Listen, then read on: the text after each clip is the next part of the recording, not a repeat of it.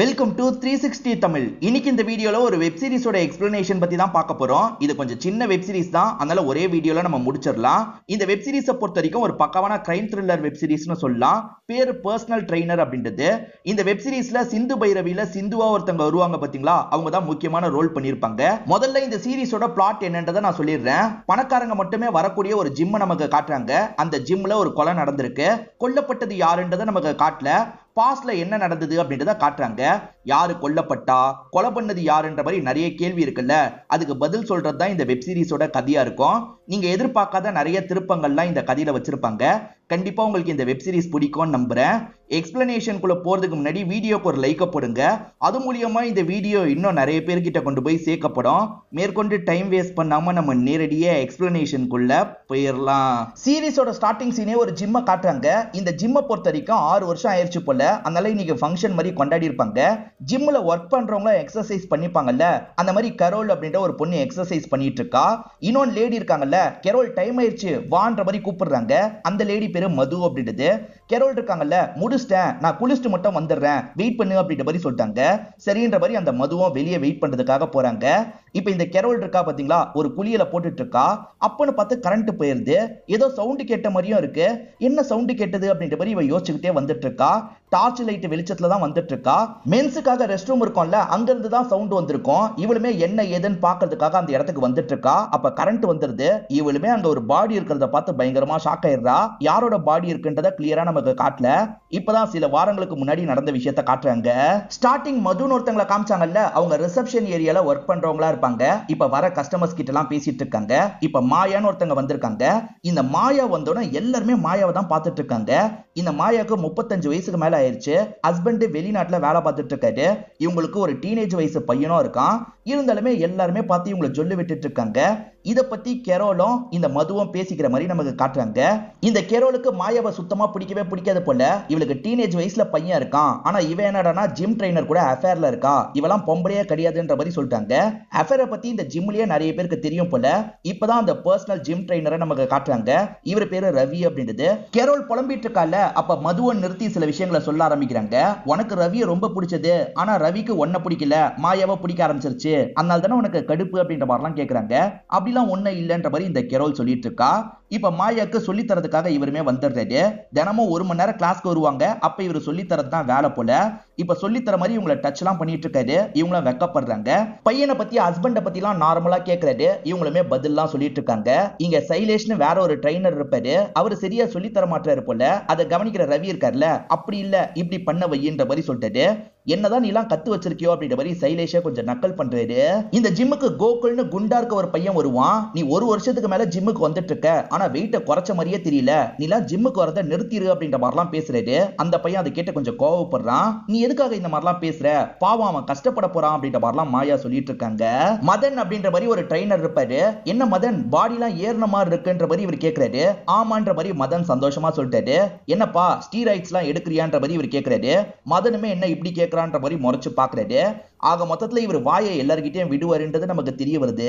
இப்ப மாயாவோட செஷன் முடிஞ்சிருது. இந்த நாள் என்னோட வீட்டுக்கு வான்ற மாதிரி சொல்றாங்க. கண்டிப்பா வரன்ற மாதிரி இவருமே ஏத்துக்கிறாரு. இப்ப மாயா கிளம்பி போனதுக்கு அப்புறம் இன்னொன்னு பொண்ணை பார்த்து சிரிக்கிறாரு.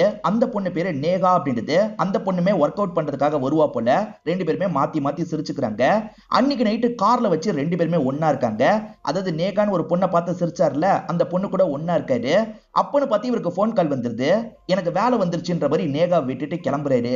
இவர் பேரு ரவின்னு சொன்ன பாத்தீங்களா, இவருக்கு ராகுல்னு ஒரு தம்பி இருக்கான். அதாவது சித்தி பையனா இருப்பான். அந்த சித்தி பையன் மும்பைக்கு வேலை விஷயமா வந்திருக்கான். இன்னும் ப்ராப்பரா எந்த ஒரு வேலையும் கிடைக்கல போல. என்ன பண்றதுன்னு தெரியல, ஆனா எப்படியாவது வேலையை நான் பிடிச்சாகணும் அப்படின்ற மாதிரிலாம் அவன் சொல்லிட்டு இருக்கான். நீ கவலைப்படாத, உனக்காக என்னோட ஜிம்ல பேசுறேன், ட்ரெயினர் வேலை வாங்கி தரேன், கொஞ்ச நாள் இந்த வேலையை பாரு, அதுக்கப்புறம் உனக்கு பிடிச்ச வேலையை பாருன்ற மாதிரிலாம் சொல்லிட்டாரு. அதே மாதிரி இவரை பொறுத்த வரைக்கும் ஒரு ஃபிட்னஸ் ஆப் ரெடி பண்ணிட்டு இருக்காராம். அதை பத்திலாம் இவங்க கிட்ட சொல்லிட்டு இருக்காரு. நிறைய செலவாகுமே அப்படின்ற மாதிரி அந்த ராகுல் கேட்கிறான். ஆமாண்டா, 20 இருந்து 30 லட்சம் ரூபாய் வரைக்கும் செலவாகும். நான் எப்படியாவது அந்த காசை ரெடி பண்ணிடுவேன், அந்த ஆப்பை தொடங்கிடுவேன். அந்த ஆப்பை மட்டும் ஆரம்பிச்சிட்டேன்னு வச்சுக்கோ, எனக்கு நிறைய காசு கிடைக்கும், நல்ல நிலைமைக்கு வந்துருவேன் அப்படின்ற மாதிரிலாம் சொல்லிட்டாரு. சூப்பர்ண்ணே, நீ சீக்கிரமா கிரியேட் பண்ணு அப்படின்ற மாதிரி இவனுமே சொல்றான். மாயாக்கு டீனேஜ் வயசுல ஒரு பையன் இருக்கிறதா சொன்ன பாத்தீங்களா, இவன் பேரு வைபவ் அப்படின்றது. இவன் எப்ப பாரு அப்பாவை பத்தி தான் கேட்டுட்டு இருக்கான். அப்பா பேரு பரத் அப்படின்றது. அவர் துபாயில பிசினஸ் மேனா இருந்துட்டு இருக்காரு. ஒரு பெரிய லெவல் பிசினஸ் தான் பண்ணிட்டு இருக்காரு. பையனுக்காகவும் ஒய்ஃபுக்காகவும் டைமே ஸ்பெண்ட் பண்ணாம இருக்காருன்னு நமக்கு தெரிய வருது. அப்ப சீக்கிரமா வந்துருவாருன்னு இவங்க சமாதானம் சொல்லிட்டு இருக்காங்க. அப்பதான் ரவி இந்த இடத்துக்கு வந்திருக்காரு. இவனை பொறுத்த வரைக்கும் ட்ரெயினர் அப்படின்றதெல்லாம் நல்லா தெரியும். சாதாரணமா ரவி கிட்ட பேசிட்டு இருக்கான். ரவி அடிக்கடி இந்த வீட்டுக்கெல்லாம் வராரு போல. இந்த பையன் கொஞ்ச நேரம் ரவி கிட்ட பேசிட்டு இருக்கான்ல, அம்மா நான் வெளியே போறேன் அப்படின்ற மாதிரி கிளம்பி போயிடுறான். பையன் இந்த நாள் வெளியே போவான்னு தெரிஞ்சுதான் இவங்க வர வச்சிருக்காங்க போல. இப்ப ரெண்டு பேருமே பெட்ரூம்க்கு வந்துடுறாங்க. அந்த இடத்துல வச்சு நெருக்கமாலாம் இருந்துட்டு இருக்காங்க. இவங்களுக்குள்ள ரொம்ப நாளாவே அஃபேர் போகுது அப்படின்றது நமக்கு தெரிய வருது. இதனால தான் கொஞ்சம் கொஞ்சமா ஜிம்ல இருக்கவங்களுக்கும் இந்த விஷயம் பரவி இருக்கு போல. இப்ப இந்த ரவி இருக்கார்ல, உன்னோட ஹஸ்பண்டை விட்டுட்டு என் கூடயே பேசாம வந்துறேன் அப்படின்ற மாதிரி சொல்லிட்டாரு. என்ன திடீர்னு இப்படி சொல்ற அப்படின்ற மாதிரி இவங்க ஷாக் ஆகுறாங்க. நான் வைபவ பத்தி எல்லாம் யோசிக்க வேண்டி இருக்கு, எடுத்தோம் கவுத்தோம் முடிவெடுக்க முடியாது அப்படின்ற மாதிரிலாம் இவங்க சொல்றாங்க. 20 லட்ச ரூபாய் மட்டும் எனக்கு ஏற்பாடு பண்ணி தா, நான் ஒரு ஆப்பை கிரியேட் பண்ணிடுவேன், அது மூலியமா நிறைய காசு கிடைக்கும், என் கூட நீ வந்துடலாம், நிம்மதியா இருக்கலான்ற மாதிரிலாம் சொல்லிட்டாரு. எனக்கு அந்த ஆப்பை பத்திலாம் பெருசா தெரியாது. அதே மாதிரி 20 லட்ச ரூபான்றது பெரிய அமௌண்ட், என்னால அவ்வளோலாம் ரெடி பண்ண முடியாதுன்னு சொல்லிட்டாங்க. இப்படி சொன்னா எப்படியாவது ரெடி பண்ணுன்னு சொல்லிட்டாரு. அதான் என்னால முடியாதுன்னு சொல்றேன்ல, தயவு செஞ்சு அதை பத்தி பேசாதன்ற மாதிரி சொல்றாங்க. அப்ப இவ்வளவு நாள் பிசிக்கலா மட்டும் என்ன யூஸ் பண்ணிருக்க அப்படிதானன்ற மாதிரி ஒரு கோவமா கேட்கிறாரு. இங்க இருந்து கிளம்பி போயிடுறாரு. இதை நினைச்சு மாயாவும் இந்த இடத்துல ஃபீல் பண்ணிட்டு இருக்காங்க. இப்ப மதுவும் இந்த கேரோலும் பேசிட்டு இருக்கிறத நமக்கு காட்டுறாங்க. அப்பதான் தம்பி ராகுல் இருக்காருல, ஜாயின் பண்றதுக்காக வந்திருக்காரு. ஓனர் நீங்க வரத பத்தி சொன்னாரு, வெயிட் பண்ணுங்க அப்படின்ற மாதிரிலாம் கேரோல் சொல்றாங்க. சரின்ற மாதிரி இவரும் வெயிட் பண்ணிட்டு இருக்காரு. இப்ப மதன் சைலேஷ் இந்த இடத்துக்கு வராங்க. அதாவது மத்த ட்ரைனர்ஸ் இருக்காங்கன்னு சொன்ன பாத்தீங்களா, அவங்க ரெண்டு பேரும் இந்த இடத்துக்கு வராங்க. யார் இந்த பொடியன்ற மாதிரிலாம் இந்த பையனை பத்தி பேசிட்டு இருக்காங்க. இப்ப மாயா இந்த இடத்துக்கு வராங்க. மது கிட்ட சிரிச்சு பேசிட்டு இருக்காங்க. அந்த சிரிக்கிற சவுண்ட் கேட்டு ராகுலுமே பாக்குறாரு. யார் இவங்க, செம்ம அழகா இருக்காங்களே அப்படின்ற மாதிரி பாத்துட்டு இருக்காரு. அதுக்கப்புறம் தான் அண்ணனோட கிளைண்ட்னு தெரிய வருது. இப்ப அண்ணன் எக்ஸசைஸ் எல்லாம் பண்ண வைக்கிறாரு. அவங்க பேசுறதுக்கு ட்ரை பண்றாங்க, ஆனா அண்ணன் அவாய்ட் பண்றாரு. நீங்க ஒரு கிளைண்ட், நான் உங்களோட ட்ரெயினரு, அவ்வளவுதான் நமக்குள்ள ரிலேஷன்ஷிப் அப்படின்ற மாதிரிலாம் கொஞ்சம் கோவப்படுற மாதிரி பேசிட்டு இருக்காரு. இப்ப சைலேஷ் ஒருத்தரை எக்ஸசைஸ் பண்ண வச்சிட்டு இருக்கான். கொஞ்சம் சரியா பண்ண வைக்கல போல, டே ஒழுங்கா பண்ண வைடா அப்படின்ற மாதிரிலாம் இவர் பேசுறாரு. இதனால சைலேஷ் பயங்கரமா டென்ஷன் ஆயிடுறான். எல்லாம் முடிஞ்சதுக்கு அப்புறம் இவங்களுக்குன்னு ஒரு ரூம் இருக்கும்ல, அந்த ரூமுக்கு வந்துடுறான். எதுக்காகடா இந்த மாதிரி பண்ணிட்டு இருக்கன்ற மாதிரி இவரை திட்டுற மாதிரி பேசிட்டு இருக்கான். போக போக இவங்க ரெண்டு பேருமே சண்டையே போட்டுக்க ஆரம்பிக்கிறாங்க. அப்ப ராகுல் வந்து என்னாச்சு நிறுத்துங்கன்ற மாதிரிலாம் தடுத்துட்டு இருக்காரு. உன் அண்ணன் கிட்ட அடக்கி வாசிக்க சொல்லு அப்படின்ற மாதிரி சைலேஷ் தம்பி கிட்ட வார்னிங் மாதிரிலாம் தந்துட்டு இருக்காரு. இந்த பையனுக்கு வீட்டுல வந்து டியூஷன் எடுக்கிறதுக்காக ஒரு லேடி வருவாங்க. இப்ப அம்மா வந்துடுறாங்கல்ல, அதனால இந்த பையனும் ரூமுக்கு கிளம்பி போயிடுறான். இப்ப டீச்சர் கிட்ட எப்படி படிக்கிறான்ற மாதிரி அம்மா கேக்குறாங்க. படிப்புலாம் நல்லா தான் போயிட்டு இருக்கு, ஆனா அப்பாவை பத்தி தான் அதிகம் கேட்கிறான், அப்பாவை வர சொல்லுங்கன்ற மாதிரி டீச்சர் சொல்றாங்க. மாயாவை பொறுத்த வரைக்கும் சும்மாலாம் இருக்க மாட்டாங்க. இங்க ஒரு கம்பெனி இருக்கும், அந்த கம்பெனிக்கு ஹெட்டா இவங்க செயல்பட்டு இருக்காங்க. இப்ப அவர்கிட்ட இருந்து ஐ நீட் மணின்ற மாதிரி மெசேஜ் வருது. இவங்க ரிப்ளைவே பண்ண மாட்டாங்க, அப்படியே போனை வச்சிடுறாங்க. அதே மாதிரி ரவி இருக்காரு பாத்தீங்களா, நைட்டு நேரம் கூட இவங்களுக்கு கால் பண்றதுக்கு ட்ரை பண்ணிட்டாரு. இவரோட போனையே அவங்க எடுக்க மாட்டாங்க. இவர் கடுப்பாகிறாரு. அதே மாதிரி தம்பி ராகுல் இருக்காருல, ஓரளவுக்கு இங்க இருக்கவங்க கிட்ட செட் ஆயிடுறாரு. அதுலயும் கரோல் கிட்ட ரொம்ப ஃப்ரெண்ட் ஆயிடுறாரு. ரெண்டு பேருமே சேர்ந்த மாதிரி போட்டோஸ்லாம் எடுத்துட்டு இருக்காங்க. ரவி எப்ப பாரு மெசேஜ் பண்ணி உங்களை டிஸ்டர்ப் பண்ணிக்கிட்டே இருக்காரு. மாயாவும் ஒரு ஸ்டேஜ்ல டென்ஷன் ஆயிடுறாங்க.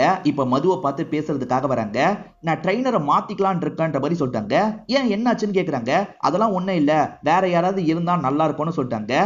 எல்லாருமே பிஸியா இருக்காங்களே, புதுசா வந்த பையன் ஓகேவான்னு கேக்குறாங்க. சரின்ற மாதிரி இவங்களும் ஏத்துக்கிறாங்க. இப்ப ராகுல் வந்தோன்னா மாயாவை இதுக்கப்புறம் நீ தான் ட்ரெயின் பண்ண போற அப்படின்ற மாதிரி சொல்லிட்டாங்க. என் அண்ணன் தானே கவனிச்சிட்டு இருந்தாரு, என்னாச்சு அப்படின்ற மாதிரி இவன் கேக்குறான். அதெல்லாம் எனக்கு தெரியல, இதுக்கப்புறம் நீ தான் பாத்துக்க போற, ஓகே தானேன்னு கேக்குறாங்க. இவனும் ஓகேன்னு ஏத்துக்கிறான். அதுக்கப்புறம் தான் ரவி இந்த இடத்துக்கு வராரு.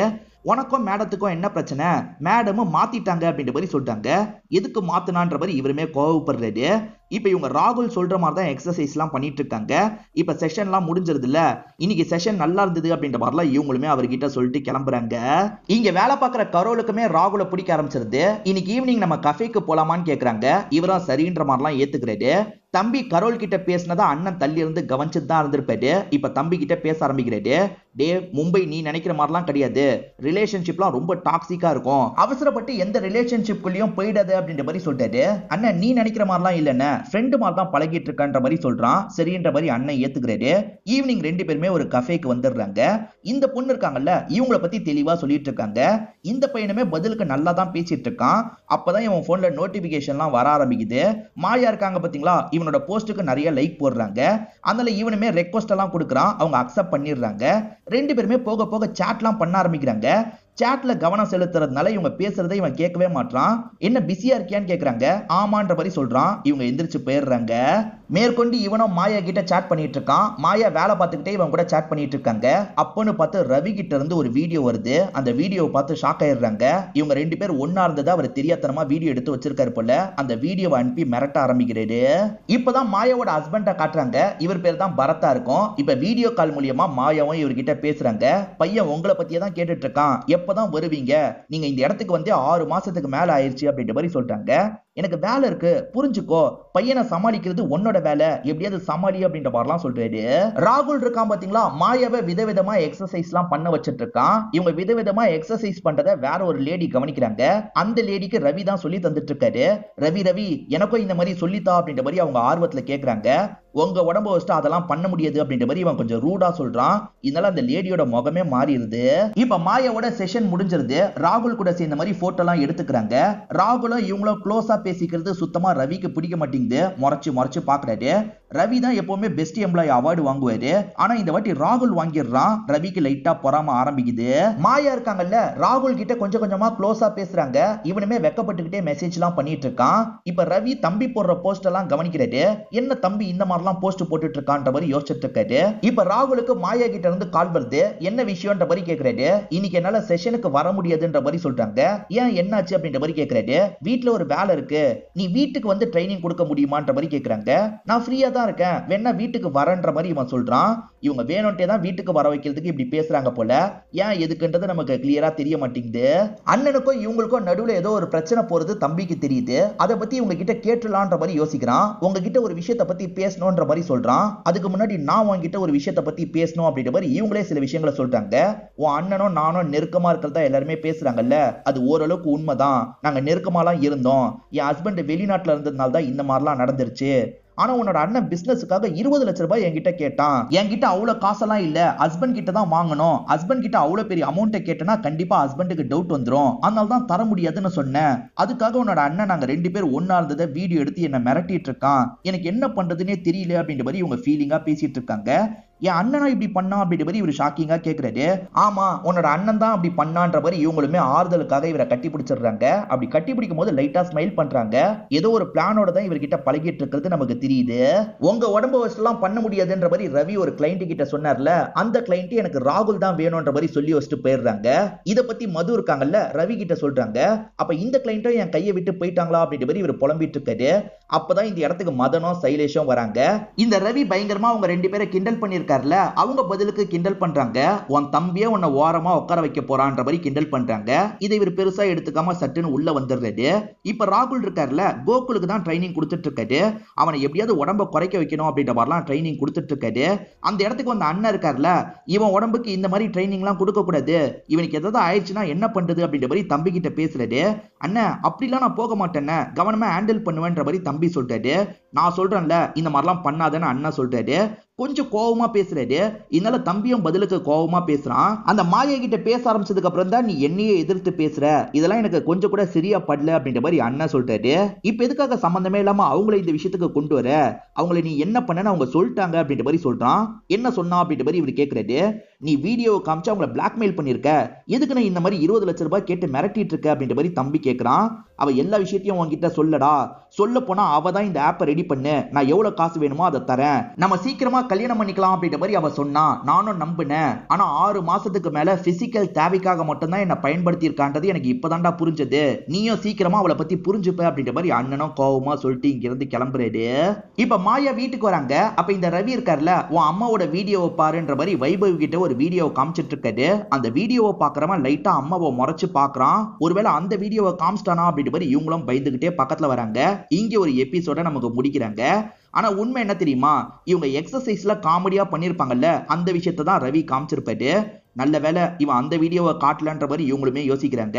இப்ப பையன் வேலை இருக்குன்ற மாதிரி ரூம்குள்ள போயிடுறான். உன் பையன் கிட்ட அந்த வீடியோவை காமிச்சிருந்தா என்ன இருக்கும் யோசிச்சு பாரு அப்படின்ற மாதிரி ரவி மிரட்டுறாரு. ரவி எதுக்காக இந்த மாதிரிலாம் பண்ணிட்டு இருக்க, என்கிட்ட 20 லட்சம் ரூபாய் காசுலாம் கிடையாது, புரிஞ்சுக்கோ அப்படின்ற மாதிரி இவங்க சொல்றாங்க. நீ தானே கொஞ்சம் கொஞ்சமா இந்த ஆப்புக்கு இன்வெஸ்ட் பண்றேன்னு என்ன நம்ப வச்ச, இப்ப ஏமாத்தினா நான் விட்டுருவேனா, நான் விட மாட்டேன், எனக்கு 20 லட்சம் ரூபாய் வேணும்ன்ற மாதிரி இவர் கேட்கிறாரு. ப்ளீஸ் என் நிலைமையை புரிஞ்சுக்கோன்ற மாதிரி மாயா அழ ஆரம்பிக்கிறாங்க. நீ அழுது இதுக்கப்புறம் என்ன ஏமாத்த முடியாது, ஒழுங்கு ரீதியா சீக்கிரமா காசு ஏற்பாடு பண்ணு, இல்லைன்னா உனக்கு தான் பிரச்சனை அப்படின்ற மாதிரி இங்க இருந்து கிளம்புறாரு. இவர் வீட்டுக்கு வரும்போது தம்பி யார்கிட்டயோ போன்ல பேசிட்டு இருக்கான். கண்டிப்பா மாயா கிட்ட தான் பேசிட்டு இருக்கான்றதை புரிஞ்சுக்கிறாரு. மாயா தானன்னு கேட்கிறாரு. தம்பியும் ஆமான்ற மாதிரி சொல்றான். உனக்கு ஒரு வாட்டி சொன்னா புரியாதாடா, அவகிட்ட எல்லாம் பேச்சுவார்த்தை வச்சுக்காதன்னு சொல்லிட்டாரு. ஆனா தம்பி அதை நீ சொல்லாது அப்படின்ற மாதிரி சொல்றான். இதனால அண்ணனுக்கும் தம்பிக்குமே இந்த இடத்துல சண்டை ஏற்படுது. இதுக்கப்புறம் என் வீட்டுல இருக்காத, கிளம்பு அப்படின்ற மாதிரி அண்ணன் சொல்லிட்டாரு. இவனும் வேக வேகமா இவனோட திங்ஸ் எல்லாம் எடுக்கிறான். இங்க இருந்து கிளம்பலான்ற மாதிரி முடிவு எடுத்துறான். அப்பன்னு பத்தி இவனுக்கு கரெக்டா அவங்க கிட்ட இருந்து போன் கால் வருது. நான் இப்ப ரோட்ல தான் நின்னுட்டு இருக்கேன், எங்க போறதுன்னு தெரியலன்ற மாதிரிலாம் இவன் சொல்லிட்டு இருக்கான். என்னாச்சு ஏதாச்சுன்ற மாதிரி கேக்குறாங்க. இவன் நடந்த விஷயத்தெல்லாம் சொல்லிட்டு இருக்கான். கவலைப்படாத, நைட்டு என்னோட வீட்டுல வேணா ஸ்டே பண்ணிக்கோ, அதுக்கப்புறம் என்ன பண்றதுன்னு பாக்கலாம் அப்படின்ற மாதிரி சொல்றாங்க. அவனுமே ஏத்துக்கிறான். இப்ப இவங்க இருக்காங்கல்ல, அவன் வரும்போது அவனை செடியூஸ் பண்ணும் அப்படின்ற மாதிரிலாம் பிளான போட்டுட்டு இருக்காங்க. இப்ப அவன் வரதுக்கு முன்னாடி இவங்க குழியெல்லாம் போடுறாங்க. இப்ப அவன் வரும்போது ஆட்டா ட்ரெஸ் போட்டு அவனை வெல்கம் பண்ணிட்டு இருக்காங்க. இந்த நாள் நைட்டு இவங்க 2 பேருக்குள்ள ஏதாவது நடந்ததா என்னன்றதை கிளியரா நமக்கு காட்டல. இப்ப காலையில சமயம் அண்ணன் கிட்ட இருந்து போன் கால் வருது. ராகுலும் அட்டன் பண்ணி பேசுறான். தம்பி இந்த இடத்துக்கு தான் போயிருக்கான்றது அண்ணனுக்கு தெரியுது. அங்க எதுக்காகடா போனன்ற மாதிரி கேக்குறாரு.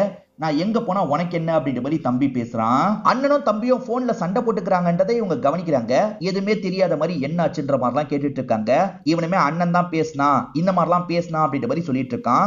உன் அண்ணன் எப்பவுமே அப்படிதான், எப்பவுமே ரூடா நடந்துப்பான். நேத்து கூட என்ன மிரட்டுறதுக்காக வந்தான், நீ மட்டும் காசு தரலனா அந்த வீடியோவை லீக் பண்ணிடுவேன்னு சொல்லியிருக்கான். எனக்கு ரொம்ப பயமா இருக்கு, பேசாம அவனை கொன்றலாம் போல தோணுது அப்படின்ற மாதிரிலாம் இவங்க சொல்லிட்டு இருக்காங்க. அதுக்கு தம்பி எந்த ஒரு பதிலும் சொல்ல மாட்டான். ஆறுதல் சொல்ற மாதிரி இவங்களை கட்டிலாம் பிடிக்கிறான். இவன் என்ன சொல்றான்னு பாக்குறதுக்காக தான் இந்த மாதிரி ஒரு பிட்டை இவங்க போட்டிருப்பாங்க. கோகுல்னு ஒரு பையன் இருக்கான் பாத்தீங்களா, அவனை ட்ரெட்மில்ல இவர் ஓட வச்சிட்டு இருக்காரு. அப்படி ஓடிட்டு இருக்கும் போது ஒரு ஸ்டேஜ்ல அவன் ஸ்லிப் ஆகி கீழே விழுந்துடுறான். அப்படி கீழே விழுந்ததுல அந்த பையனுக்கு பயங்கரமா அடிபட்டிருக்கும். ஆம்புலன்ஸ்லாம் இந்த இடத்துக்கு வருது, அந்த பையனை தூக்கிட்டு போகுது. இது இஷ்யூவா மாறிடுது இல்ல, அதனால ஓனர் இந்த இடத்துக்கு வந்துடுறாரு. ஒருத்தரோட கெப்பாசிட்டி எவ்வளவு இருக்குன்னு தெரிஞ்சுதான் ட்ரைனிங் கொடுக்கணும், அந்த பேசிக் கூட உனக்கு தெரியாதா அப்படின்ற மாதிரி தம்பியை போட்டு திட்டுறாரு. ஆக்சுவலா தம்பி மேலதான் தப்பு, இது எல்லாருக்குமே தெரியுது. ஆனா இந்த இடத்துல ரவி இருக்காரு பாத்தீங்களா, தம்பிக்கு சப்போர்ட் பண்ற மாதிரி பேசுறாரு. கம்ப்ளீட்டாவும் தம்பிக்கு சப்போர்ட் பண்ண மாட்டாரு. இவன் பண்ணது தப்பு தான், இந்த ஒரு வாட்டி மட்டும் இவன் பண்ணதை மன்னிச்சிருங்க அப்படின்ற மாதிரி பேசுறாரு. தம்பி கிட்ட நான் மட்டும் இல்லனா உன்னால எதுவுமே பண்ண முடியாதுன்ற மாதிரி ஃபேஸ் ரியாக்ஷன் மூலியமா புரிய வைக்கிறாரு. இவர் இவ்வளவு பேசுறதுனால ஓனர் இருக்கார்ல, இதுதான் கடைசி வார்னிங் அப்படின்ற மாதிரி தம்பி கிட்ட சொல்லிட்டு போயிடுறாரு. தம்பியே இதை நினைச்சு ஃபீல் பண்ணிட்டு இருக்கான். அப்ப அண்ணன் வராரு. நான் மட்டும் இல்லைன்னு வச்சுக்கோ, நீ இந்த இடத்துல ஒண்ணுத்துக்கும் யூஸ் ஆகாம தான் இருப்ப, அதை முதல்ல மனசுல வச்சுக்கோன்ற மாதிரி சொல்லிட்டு போறாரு. இந்த ராகுல் கிளம்பும் போது சில டாக்குமெண்ட்டை எடுக்காம இருந்திருப்பான். அதை கேட்டு வாங்கிட்டு போலான்ற மாதிரி அண்ணனை பாக்குறதுக்காக வந்திருக்கான். வீடு பாக்குறதுக்கு டாக்குமெண்ட் வேணும், எடுத்து தான்ற மாதிரி கேட்கறான். அவருமே வாசல் வரைக்கும் எடுத்துட்டு வந்துடுறாரு. ஆனா எடுத்துட்டு வந்ததை இந்த தம்பியோட கண் முன்னாடியே கிழிச்சு போட்டுறாரு. இதனால இவனுமே பயங்கர கோவமா மாறிடுறான். இப்ப கொஞ்ச நேரத்துல அம்மா கிட்ட இருந்து கால் வருது. இவனும் அட்டன் பண்ணி அம்மா கிட்ட பேச ஆரம்பிக்கிறான்.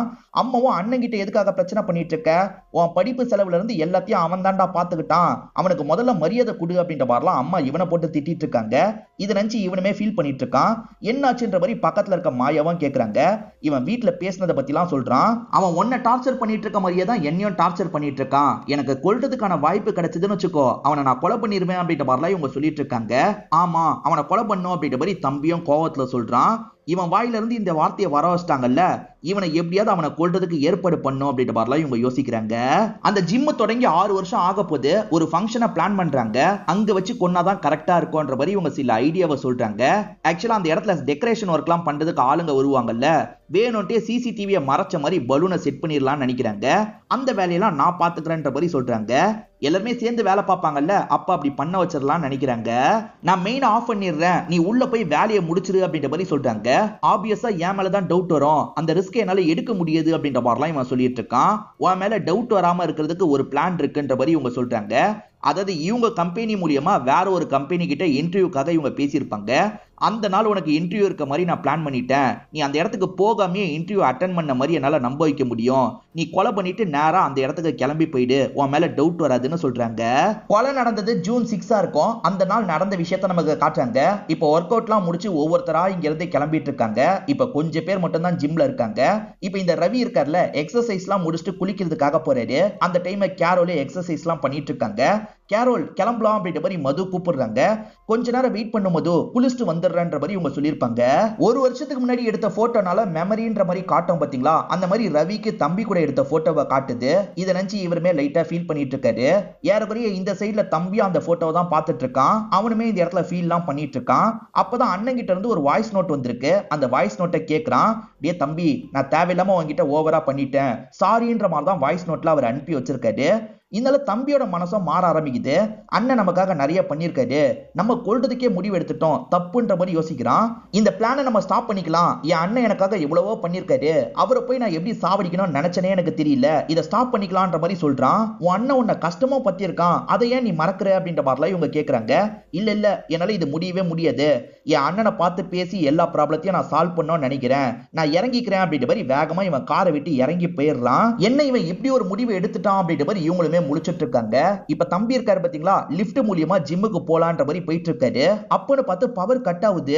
அவங்க தான் மெயின் ஆஃப் பண்ணிட்டாங்களா அப்படின்ற மாதிரி இவன் யோசிச்சுட்டு இருக்கான். ஒரு 5 நிமிஷம் கரண்ட் இல்லாம இருக்கு. அதுக்கப்புறம் கரண்ட் வந்துருது. இவனுமே வேக வேகமா மேல வந்துட்டு இருக்கான். இந்த சமயம் தான் அந்த கரோல் இருக்காங்கல்ல கத்துறாங்க. என்ன கரோல் கத்துறா அப்படின்ற மாதிரி இவன் வேகமா ரெஸ்ட் ரூமை நோக்கி ஓடி வரான். அதே மாதிரி மதுவும் அந்த இடத்துக்கு ஓடி வந்திருப்பாங்க. அந்த இடத்துல பார்த்தா ஒருத்தர் இறந்து போயிருக்காரு. ரவி தான் அங்க இறந்து போயிருக்காருன்றதை நமக்கு காட்டுறாங்க. ரத்த வெள்ளத்துல ரவி இருக்காருல, இப்ப தம்பியும் திருப்பி பாக்குறாரு. வயிற்றுல கத்திய வச்சு யாரோ குத்தி இருக்காங்க அப்படின்றது தெரிய வருது. யார் இதை பண்ணிருப்பா அப்படின்ற மாதிரி தம்பி பயங்கரமா ஃபீல் பண்ணிட்டு இருக்கான். இப்ப போலீஸுங்களா இந்த இடத்துக்கு வராங்க. யார் இதை பண்ணிருப்பா அப்படின்ற மாதிரி விசாரணையை தொடங்க ஆரம்பிக்கிறாங்க. சஸ்பெக்டே தம்பியா தான் இருக்காரு. அதனால தம்பியை இவங்க உள்ள வச்சிடுறாங்க. இவரை உள்ள வச்சதுக்கு 2 காரணம் இருக்கு. அந்த டைம் நீ எதுக்காக அந்த இடத்துக்கு வந்த, அதே மாதிரி எதுக்காக பாடியை திருப்பி வச்ச, போலீஸ் வர வரைக்கும் நீ வெயிட் தானே பண்ணணும் அப்படின்ற மாதிரிலாம் கேக்குறாங்க. தம்பி எதுவுமே சொல்லாம அழுதுட்டு உட்காந்துட்டு இருக்கான். இதை தாண்டி ஜிம்ல இருக்க எல்லார்கிட்டயும் இன்ஸ்பெக்டர் விசாரணை பண்ணிட்டாரு. யாருனால இதை பண்ணிருக்கலாம்ல, அவங்க கிட்டயும் லாக் பண்ற மாதிரி நிறைய கேள்வி எல்லாம் கேக்குறாரு. மது அந்த இடத்துல இருந்ததுனால மதுவை சந்தேகப்படுற மாதிரி கேள்வி கேக்குறாரு. சார், அவனுக்கும் எனக்கும் ஸ்மூத்தான ரிலேஷன்ஷிப் தான் போச்சு, அவனுக்கு எதிரிங்க நிறைய பேர் இருக்காங்கன்ற மாதிரி சொல்றாங்க. எதிரிங்கன்னு இருக்காங்களா, யார் யாரெல்லாம் இருக்கான்ற மாதிரி இவர் கேட்கிறாரு. இவங்க சைலேஷ் மதனை பத்தி எல்லாம் சொல்றாங்க. அடுத்ததா சைலேஷ் எல்லாம் இவர் லாக் பண்ணி விசாரிக்கிறாரு. ஆமா சார், அவன் என்ன கிண்டல் பண்ணிக்கிட்டே இருப்பான், எனக்கு கோவம் வந்தது உண்மைதான், அதுக்காக நான் கொலை பண்ற அளவுக்குலாம் போக மாட்டேன் சார், எங்களுக்குள்ள சும்மா அடிதடி பிரச்சனை மட்டும்தான் அப்படின்ற மாதிரி இவன் சொல்றான். நீங்க பண்ணனா அப்ப யாரா பண்ணிருப்பா அப்படின்ற மாதிரிலாம் இன்ஸ்பெக்டர் கேட்கிறாரு. இந்த பசங்களுமே சில விஷயங்களை சொல்ல ஆரம்பிக்கிறாங்க. அது என்னன்னா, அவனை பொறுத்த வரைக்கும் வர கிளைண்ட்டுங்க கூட எல்லாம் அந்த மாதிரி பழக்கத்துல இருப்பான் சார். நேகான்ற ஒரு பொண்ணு கூட பழக்கத்துல இருந்தான். அதே மாதிரி மாயான கல்யாணம் முடிஞ்ச ஒரு லேடி கூட பழக்கத்துல இருந்தான். அவங்க சம்பந்தப்பட்ட யாராவது கூட பண்ணிருக்கலாம் அப்படின்ற மாதிரி இவங்க சொல்றாங்க. அதாவது ட்ரெயினர் பசங்களா வேற ஒரு 3 பேர் இருக்காங்கல்ல, அவங்க தான் இந்த மாதிரிலாம் சொல்லிட்டு இருக்காங்க. ஸ்டார்டிங் நேகான்னு ஒரு பொண்ணு ரவி கூட கார்ல ஒன்னா இருந்தாங்க பாத்தீங்களா, அவங்க பணக்கார வீட்டு பொண்ணா இருப்பாங்க. இப்ப அந்த பொண்ணை உட்கார வச்சு கேள்வி கேட்கிறாரு. உங்க 2 பேருக்குள்ள பழக்கம் போனது உண்மையான்னு கேட்கிறாரு. ஆமா சார், என் டைப் மாதிரி தெரிஞ்சான், பழகி பார்த்தேன், போக போக தான் என் டைப் இல்லன்றது எனக்கு புரிஞ்சது, நான் அப்பயே அவன் கூட பிரேக்அப்லாம் பண்ணிட்டேன் அப்படின்ற மாதிரிலாம் இவங்க சொல்லிட்டு இருக்காங்க. ரவி எப்ப பாரு கோகுல்னு ஒரு பையனை கிண்டல் பண்ணிக்கிட்டே இருப்பானே உங்களுக்கு தெரிய வருது. அந்த பையன் ஒரு வேலை பண்ணிருப்பானான்ற மாதிரி அந்த பையனை உட்கார வச்சு விசாரணை பண்ணிட்டு இருக்காங்க. சார், கிண்டல் பண்ணதுக்காகலாம் ஒருத்தரை கொலை பண்ணோம்னா நான் 100 கொலைக்கு மேல பண்ணிருக்கணும் சார், நான்லாம் இந்த விஷயத்த பண்ணல அப்படின்ற மாதிரி அந்த பையனுமே சொல்றான். இவங்க எல்லாரையும் தாண்டி இன்ஸ்பெக்டரை பொறுத்த வரைக்கும் கெரோல் மேல ஏகப்பட்ட டவுட் இருக்கு. அந்த பொண்ணு வெளியே தானே உட்காந்துட்டு இருக்கா, அந்த பொண்ணை உள்ள அனுப்பி விடுங்கன்ற மாதிரி சொல்லிட்டாரு. ஆளுங்க சரின்ற மாதிரி ஏத்துக்கிறாங்க. இப்ப அந்த பொண்ணு இந்த இடத்துக்கு வந்துடுறாங்க. அந்த பொண்ணை லாக் பண்ற மாதிரி நிறைய கேள்வி எல்லாம் கேட்கிறாரு. ஆக்சுவலா அந்த நாள் இவங்களுக்கு 5 மணிக்கே வேலை முடிஞ்சிருக்கும். இருந்தாலும் எதுக்காக நைட் வரைக்கும் இருந்தீங்க அப்படின்ற மாதிரி கேட்கிறாரு. இவங்களுமே காரணத்தை சொல்றாங்க. ஆக்சுவலா மது கூட நைட்டு வெளியே போலான்னு பிளான் போட்டிருப்பாங்க. வீட்டுக்கு போயிட்டு திரும்பி வரணுமா, அதனால ஜிம்லயே ஒர்க் அவுட் பண்ணலாம், மது கூட சேர்ந்து கிளம்பிடலான்ற மாதிரி யோசிச்சேன், அதனால தான் நான் அங்கேயே இருந்தேன்ற மாதிரி சொல்றாங்க. நீங்களும் ரவியும் பழகிட்டு இருந்தீங்களா அப்படின்ற மாதிரி இவர் கேட்கிறாரு. அப்படிலாம் இல்லன்ற மாதிரி இந்த பொண்ணு சொல்றா. நீங்க 2 பேருமே பழகிட்டு இருந்தீங்க, அது மூலியமா நீங்க பிரெக்னன்ட் ஆனீங்க வரைக்கும் எனக்கு தெரியும்ன்ற மாதிரி இவர் சொல்லிட்டாரு. ஆக்சுவலா இவங்க ரவியால பிரெக்னன்ட் ஆயிருப்பாங்க. கருவை கலைக்கிறதுக்காக ரவியுமே அந்த இடத்துக்கு வந்திருப்பாரு. 2 பேருமே சேர்ந்த மாதிரி ஒரு ஹாஸ்பிட்டல்ல தான் கருவை கலைச்சிருப்பாங்க. அந்த டாக்குமெண்ட்ல இருந்து எல்லாத்தையுமே இவர் கொண்டு வந்திருக்காரு. இதுக்கு மேல மறைக்க முடியாதுன்ற மாதிரி கேரோலும் உண்மையை ஒத்துக்க ஆரம்பிக்கிறாங்க. ஆக்சுவலா ரவியும் இவங்களும் லவ் பண்ணிருப்பாங்க, கல்யாணம் பண்ணிக்கிறேன்ற மாதிரி ப்ராமிஸ் பண்ணிருப்பாரு. ஆனா மனசை மாத்திருப்பாரு. நீ கருவை கலைச்சிரு, உனக்கும் எனக்கும் சம்பந்தம் இல்லைன்னு சொல்லியிருப்பாரு. அந்த மாயா வந்ததுக்கு அப்புறம் தான் இப்படி மாறிட்டான், அதனால தான் நானும் அவனை விட்டு விலகி போயிட்டேன், மத்தபடி நான்லாம் எதுவுமே பண்ணலன்ற மாதிரி சொல்லிட்டாங்க. 2-3 பேர் மாயான்ற பேரை திரும்ப திரும்ப சொல்லியிருப்பாங்க. அந்த மாயாவை விசாரிக்கணும் அப்படின்ற மாதிரி இவர் வீட்டுக்கு வந்துடுறாரு. அந்த நேரம் பார்த்து பரத் ஊர்ல இருந்து வந்திருக்காரு போல. என்ன விஷயம்ன்ற மாதிரிலாம் கேட்கிறாரு. உங்க ஒய்ஃப் கிட்ட பேசணும்ன்ற மாதிரி சொல்றாங்க. இப்ப கொஞ்ச நேரத்துல மாயாவும் இந்த இடத்துக்கு வந்துடுறாங்க. என்னாச்சு ஏதாச்சு அப்படின்ற மாதிரிலாம் கேட்கறாங்க. ஆக்சுவலா ஜிம்ல ட்ரைனர் இறந்து போனார்ல, அவர் தானே உங்களோட ட்ரைனர் அப்படின்ற மாதிரி கேக்குறாரு. ஆமா ட்ரைனரா இருந்தாரு, இப்ப என்னோட ட்ரைனர் வேற ஒருத்தர் அப்படின்ற மாதிரிலாம் இவங்க சொல்றாங்க. அந்த ரவிக்கும் உங்களுக்கும் என்ன பழக்கம் அப்படின்ற மாதிரி இன்ஸ்பெக்டர் கேக்குறாரு. அவர் என்னோட ட்ரைனரு, நான் கிளையண்ட், அவ்வளவுதான் பழக்கம்ன்ற மாதிரி இவங்க சொல்லிட்டு இருக்காங்க. நாங்க ரவி போனை செக் பண்ணி பார்த்தோம், கிளையண்ட் ட்ரைனருக்கான பழக்கம் மாதிரி தெரியல, அதை தாண்டி பழக்கம் மாதிரி தெரிஞ்சது அப்படின்ற மாதிரி அந்த வீடியோவை பத்தி இன்டைரக்டா சொல்லிட்டு இருக்காரு. இதை தாண்டி அன்னைக்கு நைட்டு உங்களோட கார் அந்த பகுதிக்கு வந்திருக்கு, ஏன்னு தெரிஞ்சுக்கலாமா அப்படின்ற மாதிரி கேக்குறாரு. பக்கத்துல இருந்த கடைக்கு தான் வந்தன்ற மாதிரிலாம் இவங்க சொல்றாங்க. மேற்கொண்டு இன்ஸ்பெக்டர் நிறைய சந்தேகப்படுற மாதிரிலாம் கேள்வி கேட்கிறாரு. இது எல்லாத்தையும் பக்கத்துல இருந்து ஹஸ்பண்ட் கவனிச்சுட்டு தானே இருக்காரு. இந்த இன்ஸ்பெக்டர் கேட்கிற கேள்வி மூலியமாவே ஒய்ஃபுக்கு அஃபேர் போயிட்டு இருந்திருக்கு அப்படின்றது இவருக்கு புரிஞ்சிருது. இன்ஸ்பெக்டர் இந்த ஊரை விட்டு நீங்க எங்கேயும் சொல்லாம போக கூடாதுன்ற மாதிரி இங்க இருந்து கிளம்பி போயிடுறாரு. இன்ஸ்பெக்டர் கிளம்பி போனோன்னா ஹஸ்பண்ட் இருக்கார்ல, ஒய்ஃபை பார்த்து பயங்கர கோவமா பேசுறாரு. அப்ப நான் இல்லாத சமயம் இதை தான் நீ பண்ணிட்டு இருந்திருக்கியா, அஃபேர்ல இருந்திருக்கியா அப்படின்ற மாதிரிலாம் திட்டிட்டு இருக்காரு. ஒரு ஸ்டேஜ்ல இவங்களும் கோவப்பட்டு பேசுறாங்க. எப்ப பாரு துபாயில வேலை வேலைன்ற மாதிரி நீங்க இருந்துகிட்டே இருந்தீங்க, நீங்களும் என்னோட அஃபேருக்கு ஒரு விதத்துல காரணம் அப்படின்ற மாதிரி சொல்றாங்க. நீங்க மட்டும் ஒழுங்குன்ற மாதிரி என்கிட்ட பேசாதீங்க, துபாயில கண்டிப்பா நீங்களும் பொண்ணுங்க கூட எல்லாம் இருந்திருக்கீங்க, நான் எப்ப கால் பண்ணாலும் பிஸின்னு சொல்றீங்களே, அப்படி என்னங்க வேலை பார்த்தீங்க அப்படின்ற மாதிரிலாம் கேக்குறாங்க. ரெண்டு பேருமே சண்டை போட்டு ஒவ்வொரு பக்கம் போயிடுறாங்க. இப்ப கூட இவரோட கம்பெனில இருந்து வேலை இருக்குன்ற மாதிரி கால் வருது. ஆனா இவர் இருக்கார்ல, என்னோட வேலை எல்லாத்தையும் தள்ளி வச்சிருங்க அப்படின்ற மாதிரிலாம் சொல்லிடுறாரு. சார் யார் தான் இதை பண்ணிருப்பா அப்படின்ற மாதிரி அசிஸ்டன்ட் கேக்குறாரு. இன்ஸ்பெக்டர் என்ன சொல்றாருன்னா, அந்த ஸ்பாட்ல முடி கிடைச்சிருக்கு, அது மூலியமா டிஎன்ஏவை மேட்ச் பண்ணா குற்றவாளியை கண்டுபிடிச்சிடலாம், ரிசல்ட் சீக்கிரமா வந்துரும்ன்ற மாதிரிலாம் சொல்லிட்டாரு. இப்ப நமக்கு தம்பியை காட்டுறாங்க. அண்ணன் இறந்து போயிட்டார்ல, அதை நினைச்சு தம்பி பயங்கர வருத்தத்துல இருக்காரு. இப்பதான் அண்ணன் பண்ணதை பத்தி எல்லாம் யோசிக்கிறாரு. ராகுல் பேரண்ட்ஸோட கல்யாண நாளா இருக்கும். ராகுல் கிட்ட கிஃப்ட் எல்லாம் வாங்கி தரதுக்கு போதுமான காசு இல்ல. அண்ணன் இருக்கார்ல, அப்பா அம்மாக்கு கிஃப்ட வாங்கிடுறாரு. நீ தந்ததா உங்களுக்கு அனுப்பி வையே, சந்தோஷப்படுவாங்கன்ற மாதிரி சொல்லிட்டாரு. ரொம்ப நன்றின்னு அப்படின்ற மாதிரி அவன் கட்டிலாம் பிடிச்சிருப்பான். அதெல்லாம் இந்த இடத்துல யோசிச்சு பார்த்து ஃபீல் பண்ணிட்டு இருக்கான். அந்த ஜிம்முக்கு வரக்கூடிய எந்த கிளைண்ட்னாலும் இதை பண்ணிருக்கலாம்ல, அதனால நிறைய கிளைண்ட்டுங்க கிட்ட விசாரணை பண்ணிட்டு இருக்காங்க. அவங்களோட டிஎன்ஏ சாம்பிள் எல்லாத்தையும் இவங்க வாங்கிட்டுலாம் இருக்காங்க. இப்ப எல்லாரோட டிஎன்ஏ சாம்பிளையும் வாங்கிடுறாங்க. இவங்களுக்கு கிடைச்ச டிஎன்ஏ சாம்பிள் யார் கூட மேட்ச் ஆகுது பார்க்கணும்ன்ற மாதிரி வெயிட் பண்றாங்க. அப்பதான் லேடி அசிஸ்டன்ட் மாயா மேடம் வந்திருக்காங்கன்ற மாதிரி சொல்றாங்க. உள்ள அனுப்புங்கன்ற மாதிரி இவர் சொல்றாரு. கொஞ்ச நேரத்துல மாயா இந்த இடத்துக்கு வந்துடுறாங்க. என்ன விஷயம்ன்ற மாதிரி கேக்குறாரு. சார் நான் தான் இந்த கொலையை பண்ண அப்படின்ற மாதிரி சொல்றாங்க. இது நீங்க தான் கொலையை பண்ணீங்களா, இவ்வளவு நாள் எதுக்காக சைலண்டா இருந்தீங்கன்ற மாதிரிலாம் இவர் கேக்குறாரு. ரிசல்ட் கொஞ்ச நாள்ல வந்துடும், நாங்க கன்ஃபார்ம் பண்ணிடுறோம்னு சொல்றாரு. அதான் நான் தான் பண்ணேன்னு சொல்றேன்ல, அப்புறம் எதுக்கு சார் ரிசல்ட்டை பத்தி எல்லாம் யோசிக்கிறீங்க, என்ன அரெஸ்ட் பண்ணுங்கன்ற மாதிரிலாம் சொல்றாங்க. அரெஸ்ட் பண்றதுக்கு நாங்க ரெடி தான், ஆனா ரிசல்ட் வந்ததுக்கு அப்புறம் தான் முடிவு எடுக்க முடியும், அது வரைக்கும் நீங்க உள்ளே இருங்கன்ற மாதிரி இவருமே லாக் பண்ணி வச்சிடுறாரு. இவங்க ரிசல்ட்டுக்காக வெயிட் பண்ணாங்கல்ல, அந்த ரிசல்ட் வந்துருது. மாயா கூட 50% மேட்ச் ஆகுது அப்படின்றது இவங்களுக்கு தெரிய வருது. எல்லா கேஸ்லயும் 100% மேட்ச் ஆகணும்ன்ற அவசியம் கிடையாது, 70, 80ன்ற மாதிரி கூட மேட்ச் ஆகும். அப்படி மேட்ச் ஆனாலே அவங்க தான் கில்லர்னு இவங்க முடிவுக்கு வந்துருவாங்க. சோ மாயா தான் இந்த கொலையை பண்ணிருக்காங்க அப்படின்ற மாதிரி நியூஸ்ல எல்லாம் வர ஆரம்பிச்சிருது. ஜிம்மை சேர்ந்த எல்லாருமே இந்த விஷயத்தை ஷாக்கிங்கா பார்த்துட்டு இருக்காங்க. ஹஸ்பண்ட் மூலியமா பேசுறதுக்கு இந்த இடத்துக்கு ஒரு லாயர் வந்திருக்காரு. லீகலா எப்படி ஃபைட் பண்றது அப்படின்ற மாதிரி உங்களுக்கு சில ஐடியாவெல்லாம் சொல்லிட்டு இருக்காரு. உங்களுக்கும் அவருக்கும் பிரச்சனை, நீங்க தெரியாதனமா தற்காப்புக்காக தான் இந்த விஷயத்தை பண்ணீங்கன்ற மாதிரி கொண்டு வந்துடலாம், நீங்க கவலைப்படாதீங்க அப்படின்ற மாதிரிலாம் சொல்லிட்டாரு. சரின்ற மாதிரி இவங்க ஏத்துக்கிறாங்க. இப்ப ராகுல ரிலீஸ் பண்ணிடுறாங்க. ராகுல் இவங்க கிட்ட பேசுறதுக்காக தான் வந்திருக்காரு. கண்டிப்பா நீ பண்ணன்னு எனக்கு தெரியும்னு சொல்லிட்டாரு. ஏன்னா இவங்க கார்ல தானே இருந்தாங்க, அதுக்கப்புறம் போயிருந்தா கூட இவருக்கு அப்புறம் தான் வந்திருக்க முடியும். சோ இவங்க கொலை பண்ணலன்னு நினைக்கிறாரு. யாருக்காக நீ ஒத்துக்கிற அப்படின்ற மாதிரிலாம் கேக்குறாரு. இவங்க எதுவுமே பேசாம இருக்காங்க. ராகுல இங்க இருந்து கிளம்புறாரு. இன்ஸ்பெக்டராலேயே இந்த விஷயத்தை முழுசா நம்ப முடியல, அதனால தான் ராகுல பேச சொல்லியிருக்காரு போல. ஏதாவது சொன்னாலான்னு கேக்குறாரு. எதுவுமே சொல்லன்ற மாதிரி ராகுல் சொல்லிட்டாரு. இவங்க சோகமா செல்லுக்குள்ள இருக்காங்கல்ல, இப்பதான் ஒரு விஷயத்தை இவங்க யோசிச்சு பாக்குறாங்க. உண்மையிலேயே நடந்த விஷயத்தை நமக்கு ரிவீல் பண்றாங்க. பையன் வெளியே போற சமயம் ரவியை வர வச்சு ஒன்னா இருக்கலாம் நினைச்சாங்கல்ல, பையனும் அங்க இருந்து கிளம்பி போயிருப்பான். ஆனா பையன் அன்னைக்கு ஒரு விஷயத்தை மறந்திருப்பான், அதை திரும்பி எடுக்கிறதுக்காக வந்திருப்பான். அப்படி வரும்போதுதான் இவங்க ரெண்டு பேரும் ஒன்னா இருந்ததா பையன் பார்த்திருப்பான். உன் அண்ணன் வீடியோ வச்சு என்ன மிரட்டிட்டு இருக்கான் அப்படின்ற மாதிரி இவங்க ராகுல் கிட்ட பேசிட்டு இருந்தாங்க பாத்தீங்களா, அதையும் இந்த பையன் கவனிச்சிருப்பான். அம்மாக்கு பிரச்சனை வரக்கூடாது அப்படின்ற மாதிரிலாம் யோசிச்சிருப்பான். மாயா ராகுல் மூலியமா இந்த கொலையை பண்ணிரலான்ற மாதிரி பிளான் போட்டாங்க பாத்தீங்களா, அந்த பிளானை பத்தி இவங்க டிஸ்கஸ் பண்ணும் போதும் பையன் கவனிச்சிருப்பான். ஒருவேளை இவன் பண்ணலனா கூட நம்ம பண்ணிரணும் அப்படின்ற மாதிரிலாம் இவன் பிளானை போட்டு வச்சிருப்பான். ஆக்சுவலா இவங்க பிளானை கேன்சல் பண்றதுக்கு முடிவு பண்ணாங்கல்ல, இந்த பையன் பையன் நம்ம பண்ணிரலாம்ன்ற மாதிரி யோசிச்சிருப்பான். இந்த பையன் தான் கரண்ட்டை கட் பண்ணிருப்பான். அதுக்கப்புறம் போய் வேலையை முடிக்கலாம்னு நினைச்சிருப்பான். கரண்ட் இல்லாத சமயம் இவன் பாத்ரூம்குள்ள நுழையறான். சட்டுன்னு கத்திய வச்சு வயிற்றிலேயே குத்திடுறான். வேகமா அங்கிருந்து கிளம்பி போயிருப்பான். இவங்க பிளான் கேன்சல் ஆயிருச்சு அப்படின்ற மாதிரி கொஞ்சம் விரக்தியா வீட்டுக்கு வந்திருப்பாங்க. அப்படி வீட்டுக்கு வரும்போது பையன் கொஞ்சம் அப்செட்டா உட்காந்துட்டு இருக்கான். பையன் உடம்பு முழுக்க ரத்தமா இருக்கு. என்னாச்சு ஏதாச்சு அப்படின்ற மாதிரிலாம் இவங்க கேக்குறாங்க. இந்த பையனுமே பண்ண விஷயத்த சொல்றான். ரிசல்ட் வந்தா பையன் மாட்டிப்பான்ல, அதனால அதுக்கு முன்னாடி நம்ம சரண்டர் ஆயிரலாம் அப்படின்ற மாதிரி இவங்க வந்து சரண்டர் ஆயிருப்பாங்க. இவங்களதுல பாதி தானே பையன், அதனால தான் 50% மேட்ச் ஆயிருக்கும். நம்ம பண்ண தப்புனால தான் பையன் இந்த மாதிரி ஒரு முடிவை எடுக்கிற நிலைமைக்கு தள்ளப்பட்டுட்டான். நம்ம இப்படி ஒரு தப்பை பண்ணிட்டுமே அப்படின்ற மாதிரி இவங்களுமே பண்ண தப்ப நினைச்சுலாம் இந்த இடத்துல ஃபீல் பண்ணிட்டு இருக்காங்க. இதோடயே இந்த வெப் சீரிஸோட கதையை நமக்கு முடிச்சிடுறாங்க. இந்த வெப் சீரிஸ்ல வந்த ட்விஸ்ட் அண்ட் டர்ன்ஸ்லாம் கண்டிப்பா உங்களுக்கு பிடிச்சிருக்கும்னு நம்புறேன். இந்த வீடியோ உங்களுக்கு பிடிச்சிருந்ததுன்னா லைக் பண்ணுங்க, கமெண்ட் பண்ணுங்க, மறக்காம 360 தமிழ் சேனலை சப்ஸ்கிரைப் பண்ணுங்க. தொடர்ச்சியா இந்த மாதிரி வீடியோக்கள் வந்துகிட்டே தான் இருக்கும்.